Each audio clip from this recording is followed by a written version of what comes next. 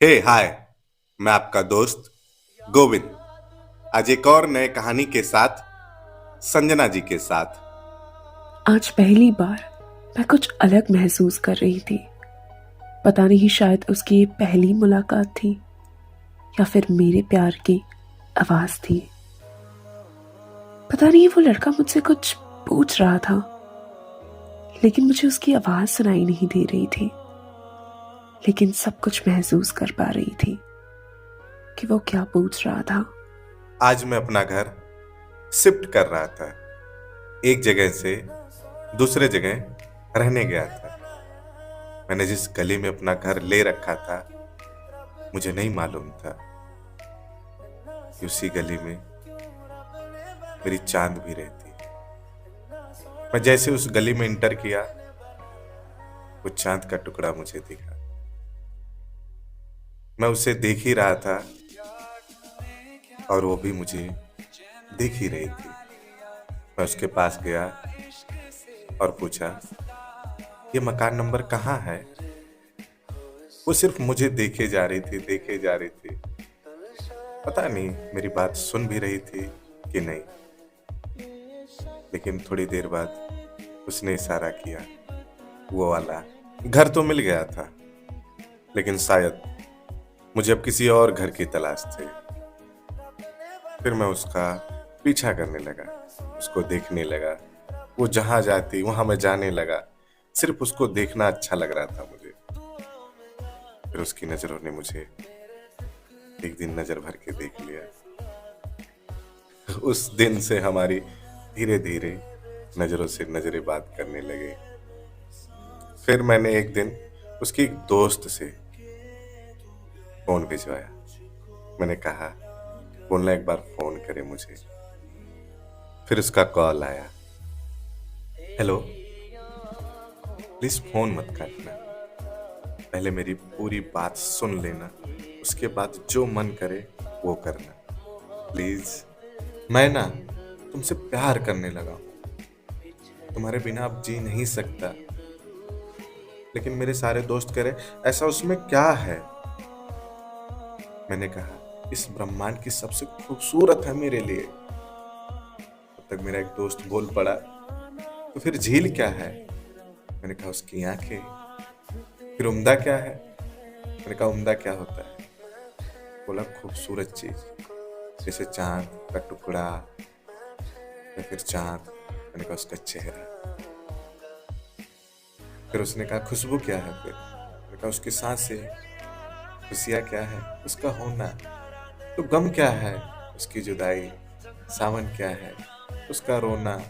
सर्दी क्या है? उसकी उदासी। गर्मी क्या है? उसका गुस्सा। और बहारें क्या है? उसका हंसना। कड़वा क्या है? मेरी बातें। क्या पढ़ना है? उसका लिखा। क्या सुनना है? उसकी गजलें। लब की ख्वाहिश, उसका माता। जख्म की ख्वाहिश, उसका छूना। दिल की ख्वाहिश, उसका पाना। दुनिया क्या है? एक जंगल है। और तुम क्या हो? पेड़ समझ लो। और वो क्या है? एक राही है। क्या सोचा है? उससे मोहब्बत। क्या करते हो? उससे मोहब्बत। इसके अलावा उससे मोहब्बत। मतलब पेशा। उससे मोहब्बत, उससे मोहब्बत, उससे मोहब्बत, तुमसे मोहब्बत, तुमसे मोहब्बत, ठीक है, तुमसे। भैया आ रहे हैं। फोन रखती हूँ, बाद में बात करेंगे। ओके। फिर इसका फोन आया और हम बातें करने लगे। हमारी बात धीरे धीरे बढ़ती गई। पता नहीं, लेकिन शायद अब उसे भी मुझसे प्यार हो गया था। हाँ, शायद मुझे भी प्यार हो गया है। जो शैतान सी लड़की किसी बात का फिक्र नहीं करती थी, अब वो किसी की फिक्र करने लगी थी। जो हमेशा गली में चिल्लाती रहती थी, अब शांत सी रहने लगी थी। मुझे अब सिर्फ उससे बात करना अच्छा लगता था। मैं चोरी चोरी स्कूल से उससे फोन पे बात करने चली जाती थी। उसे देखने के लिए दोपहर को छत पे चली जाती थी। हाँ, पैर चलते जरूर थे, लेकिन दिल को सुकून मिलता था। शायद यही प्यार है। मैं ना पहली बार किसी को कुछ गिफ्ट किया था, वो जो एक एक रुपया मैं इकट्ठा किया था, शायद अपनी मोहब्बत के लिए किया था। उसको मैंने मोबाइल फोन गिफ्ट किया था ताकि हम 24 घंटा बात कर सके, हमेशा बात कर सके। उसकी सांसें भी ना अगर मेरे कानों तक पहुंच जाए तो बहुत सुकून मिलता था। ऐसा लगता था इस ब्रह्मांड में सिर्फ एक वही है जो मेरी है, मैं उसका हूं। हम पूरी रात पूरा दिन बात करते थे, पता नहीं क्या बात करते थे, पर अच्छा लगता था। बहुत बात करते थे, हम बात करते करते सो भी जाते थे। एक दिन हम बात कर रहे थे और तभी मेरा फोन मेरे भैया पकड़ लेते हैं और फिर उस दिन मुझे बहुत मारते हैं, इतना कि मैं 10 दिन हॉस्पिटल में थी। लेकिन मुझे उस मार ने उतना दर्द नहीं दिया था।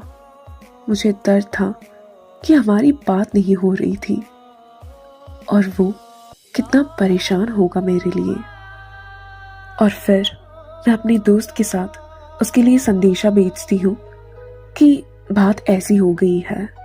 फिर उसने मुझे दूसरा फोन भिजवाया। सुनो ना मेरी जान,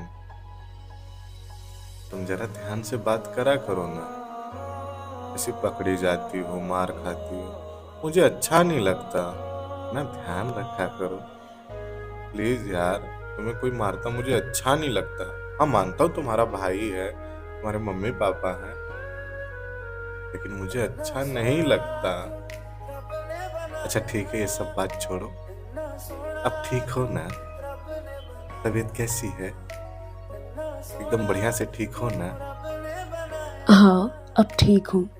तुमसे बात हो गई ना? ऐसे हमारा प्यार चलता रहा।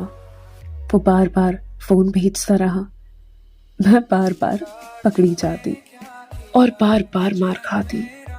और एक दिन हमने डिसाइड किया घर से भागने के लिए। मैं स्कूल के ड्रेस के नीचे जीन्स एंड टॉप पहन ली और स्कूल के बैग में कागज और थोड़े पैसे रख लिए। फिर मैं तैयार होके घर से निकली ही थी कि रास्ते में देखा वो भी जा रही थी, तो पीछे देखा उसका भाई भी है। मुझे शक हुआ कुछ तो गड़बड़ है, शायद इसके भाई को पता चल गया होगा। तो मैंने एक लड़की से संदेशा भिजवाया कि सीधे स्कूल जाना, स्कूल से घर आ जाना, शायद तुम्हारे भाई को शक हो गया है, वो तुम्हारा पीछा कर रहा है। मैं स्कूल से सीधे घर पे आई और शाम को भाई ने मुझे बहुत मारा और बोला कि तो आज घर से भाग रही थी ना। मैं बोली कि जाके स्कूल में पूछ लो, लेकिन कोई मेरी बात की यकीन नहीं कर रहा था। फिर मेरे भाई ने एक बात बोली, फिर मैं चिल्ला चिल्ला के रोने लगी। उसने मुझे गाली दी, बहुत गाली दी और बोला कि आज तो घर पे ये रहेगी या मैं रहूंगा, या तो ये मरेगी या मैं मरूंगा। उस रात घर पे मेरे वजह से बहुत लड़ाई हुई। फिर मैं सुबह घर से अकेली भाग गई बिना उस लड़के को बताए। मैं घर से बहुत दूर चली गई। फिर चलते चलते मुझे एक टेलीफोन मिला। मैंने उस लड़के को फोन लगाया। फिर मैंने उसको सारी बात बताई। तुम पागल हो क्या? तुम्हें एक बार बता के तो आना चाहिए। अब मैं हूं भी नहीं, यहां से मैं क्या कर सकता हूं? चलो ठीक है, अब अच्छी बच्ची की तरह चुपचाप घर जाओ। मैं आता हूं, फिर बात करता हूं क्या करना है क्या नहीं करना है। सीधे घर जाओ। मैं घर अब वापस नहीं जा सकती। सारे लड़के एक जैसे होते हैं, धोखेबाज। तुम्हें आना हो तो आओ, वरना मत आओ। मैं यहीं पर मर जाऊंगी। मुझे तुमसे प्यार है और रहेगा। ये बोलकर फोन रख देती हूँ और मैं फिर रोते रहती हूँ, बहुत रोती हूँ। तब तक देखती हूँ कि लड़के के पापा बाइक में आ रहे होते हैं मेरे ही पास। मैं डर गई। फिर बाइक मेरे पास रोक के बोलता है कि मुझे लड़के ने भेजा है चलो यहाँ से अपने घर। मैं उनके साथ उनके घर चली गई और लड़का अगले दिन घर आया। फिर हमारी कोर्ट मैरिज हो गई। Okay, thank you. अगर स्टोरी अच्छी लगी हो तो लाइक, शेयर एंड क्या बोलते हो उसे यार भाई, सब्सक्राइब जो भी बोलते हो उसे कर देना। और कुछ गलतियां हो गई हैं तो प्लीज माफ कर देना। Okay, thank you again, and love you all.